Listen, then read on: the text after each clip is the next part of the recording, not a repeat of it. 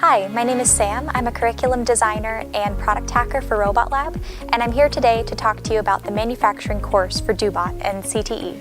So CTE stands for Career Technical Education, and it's a path to career readiness for students right out of high school. We make several courses in CTE that are companions to your existing CTE curriculum and allow you to engage your students and help them learn more manufacturing concepts. So our manufacturing course, called CTE Manufacturing with Robotic Arm, explores safety protocols, manufacturing concepts, process optimization, and data analysis. Let's take a look at one of the classes. So this is lesson 3, laser safety.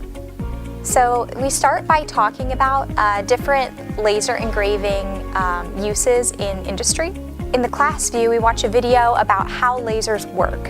So next, in the next section, they're going to learn about the laser on their DoBot robotic arm specifically, and they're going to learn about the different levels of radiation that different lasers give off. Like, for example, the difference between this laser that will burn and engrave on paper and leather, and a laser pointer that won't burn through anything but could potentially hurt your eye, and even all the way up to class 4B lasers that, are really dangerous.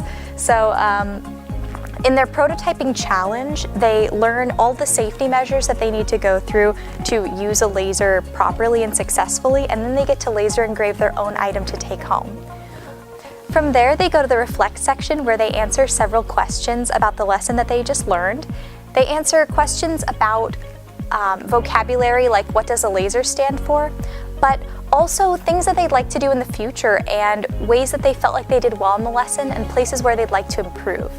If you'd like to see hundreds more lessons for the DoBot robotic arm and all of our other robots, visit Engage K-12.